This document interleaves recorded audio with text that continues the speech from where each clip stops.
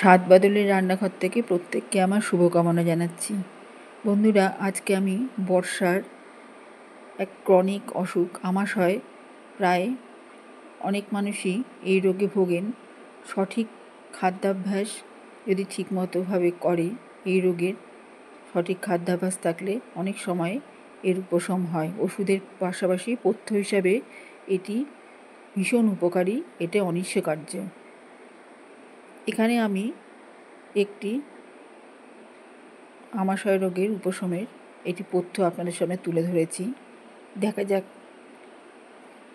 এবার প্রথমে দেখাচ্ছি, আমি কড়াইতে সর্ষের তেল নিয়ে আমি কিছুটা পটল ভেজে রাখছি। এটা যেহেতু রেসিপিটা ভীষণ একটু তেলতেলে টাইপের, ইচ্ছে করলে কেউ এর সাথে পটল ভাজা খেতেও পারে, আবার নাও খেতে পারে। আমরা এটার সাথে পটল ভাজাটা খেয়ে থাকি, কেননা আমাদের ভালো লাগে বলে আমরা এই রেসিপিটির সঙ্গে আমরা পটল ভাজা খেয়ে থাকি। কাজেই আমি প্রথমে একটু পটল ভেজে নিচ্ছি। এবার যারা খাবেন না তারা পটল ভাজাটাকে বাদ দিতে পারেন। এটি আমি একটু সাজানোর জন্য, গার্নিশিংয়ের জন্য পটলটা ভেজে নিচ্ছি, এবং যেই রেসিপিটা আমি বানাচ্ছি তার সাথে এটা ভীষণভাবে যায়, এই জন্যই আমি এটা আপনাদেরকে দেখাচ্ছি। পটল সবাই ভাজতে পারেন, তবু আমি যেহেতু রান্নাটা শুরু করছি, কাজেই পটল ভাজা দিয়েই রান্নাটা শুরু করছি।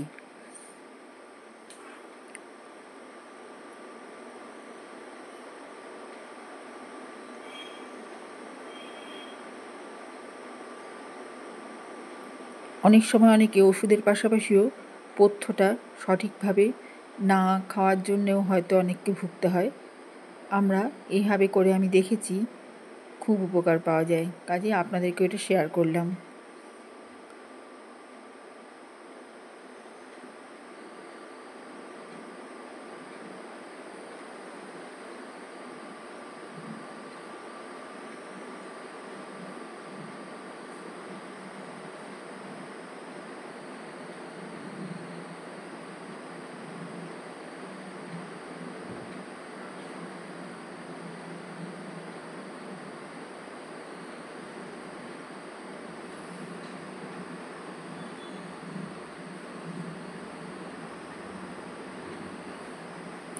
আমি পটল ভাজা দেখানোর আর একটা কারণ, আমি যেভাবে পটলটা ভাজি সেটা আপনাদেরকে আজকে দেখাচ্ছি।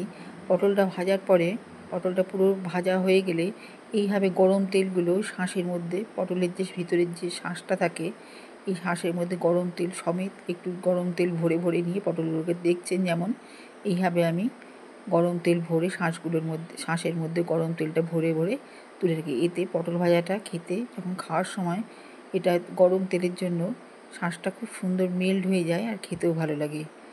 এটা দেখানোর জন্যই আমি আজ পটল ভাজা দিয়ে শুরু করলাম রেসিপিটা। যাকগে, এখানে আমার পটল ভাজার কাজ শেষ, এটা তুলে রাখছি। এটা না খেলেও চলে, যারা ভাজাভুজি কম খান তাদের এক্ষেত্রে এটা না খেলেও চলে। এবার আমি কিছু আলু এখানে সরু সরু করে, দেখতেই পাচ্ছেন এইভাবে সরু সরু করে খোসা শুদ্ধ কেটে গরম তেলে পটল ভাজার তেলেই দিয়ে দিলাম। এখানে আমার 1.5টা মতো আলু আছে। যেহেতু আমরা সবাই এই রেসিপিটা খেতে খুব ভালোবাসি, ওই জন্য আমি বেশি করেই বানালাম, যাতে সবাই খেতে পারি।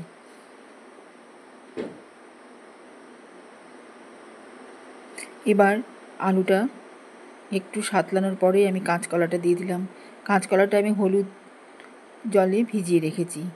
এই জলটাও আমি পরে ইউজ করব। যখন ঝোল ঢালবো, জলের পরিবর্তে এই আলা জল, কাঁচকলার যে কষ হলুদ জলে, এটা আমি এই ঝোলে দিয়ে দেবো, কারণ এর গুণটা পুরোটাই জলের মধ্যে থেকে গিয়েছে। আর আমি যেহেতু এটি পথ্য হিসেবে ব্যবহার করছি, কাজেই ওই কাঁচকলার কষের জলটা এখানটায় ব্যবহার করব। এভাবে আলু আর কাঁচকলাটা আমি সাঁতলে নিচ্ছি।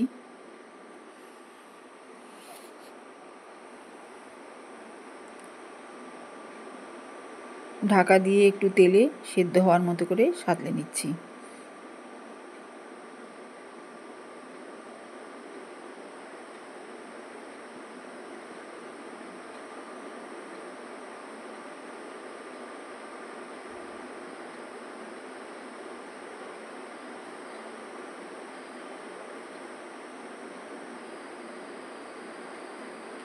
এখানে আমি সজনের ডাঁটা দিয়ে দিলাম, এখানে আমি 3টি আনাজ ব্যবহার করেছি, সজনে, আলু, কাঁচকলা, 3টেই আমার দেয়া হয়ে গেল।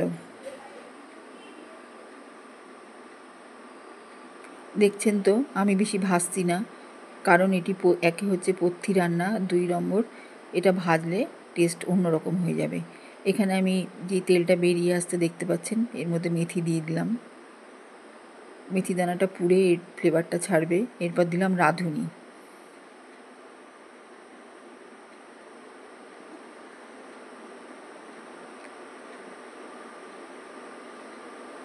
কাঁচা লঙ্কা,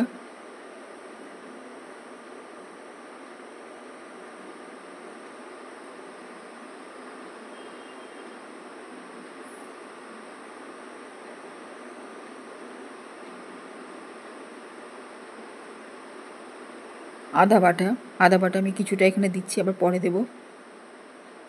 এখানে দিচ্ছি এই জন্য যে ফ্লেভারটা ভালো হবে। ভাজার সঙ্গে এই ফোড়নের মশলার সঙ্গে আদাটা ভাজলে ফ্লেভারটা ভালো হবে। হলুদ দিলাম,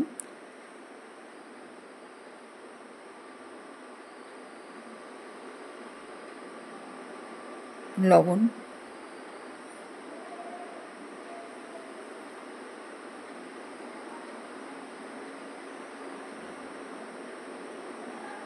একটু লঙ্কার গুঁড়ো,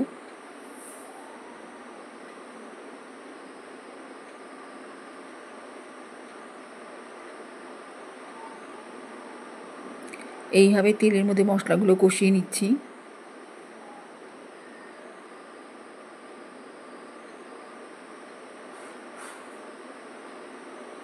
সবাই যেমন সবজির সঙ্গে কষাতে আরম্ভ করে, আমি একটু অন্য ধারায় চলি।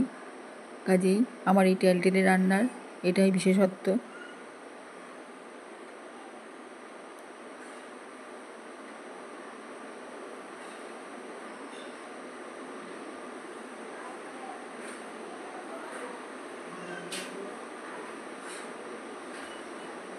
এইভাবে তেল ছাড়বে সবজি থেকে, দেখছেন তো সব তেলগুলো ভেসে আসছে। এবার আমি এটাকে কষে নেব, হালকা করে নাড়াচাড়া করে নেব মশলার সাথে।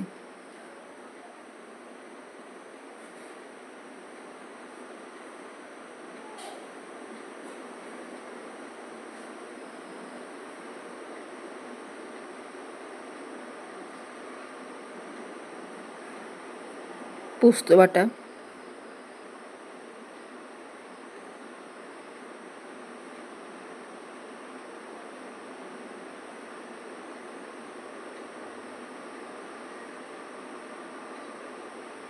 পোস্তটা এইভাবে ভেজে নিচ্ছি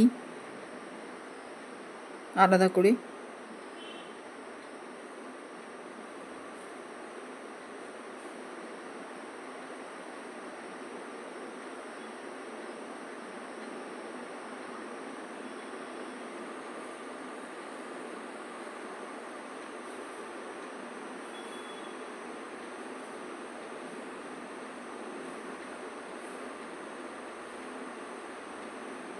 ঢেকে দিলাম পোস্ত থেকে তেল ছাড়ার জন্য।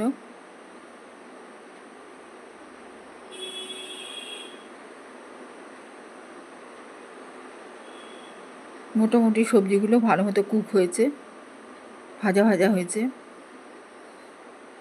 এবারে আমি ওই কাঁচকলা যে ভিজিয়ে রেখেছিলাম হলুদ জলে, সেটা দিয়ে দেবো।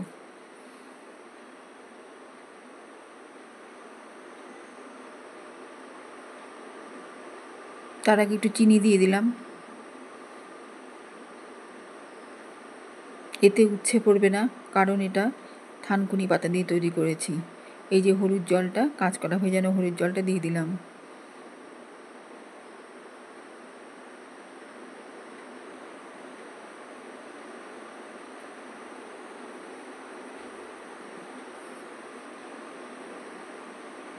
ঝোল ফুটছে।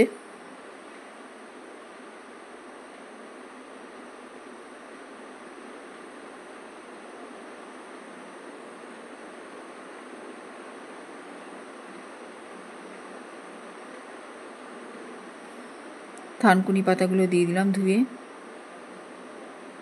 এটা এইভাবেই এখানে থাকবে, আমি ঘাঁটাঘাঁটি করব না। যতটুকু জুস বেরোনোর এর মধ্যেই বেরোবে, পরে মুখে দিয়ে খেতে ভালোই লাগবে।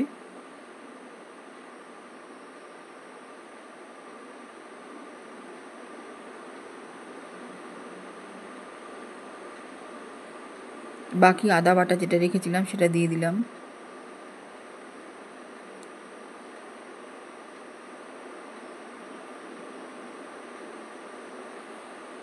এটা বেশ ঝোলটা গাঢ় গাঢ় হবে।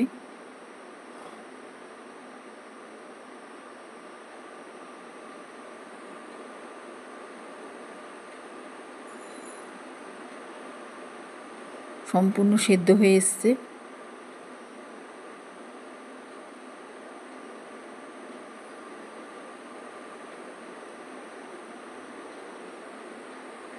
ঝোলও অনেকটা টেনে নিয়েছে।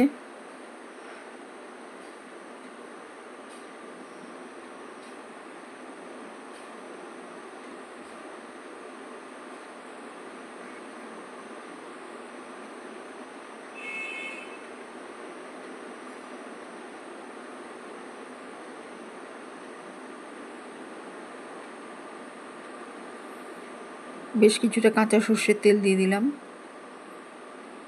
আমি এখানে যে উপকরণগুলো ব্যবহার করেছি, পোস্ত, আদা, মেথি, রাঁধুনি, সবকটাই পেট ঠান্ডা রাখে, পেটের পক্ষে ভালো।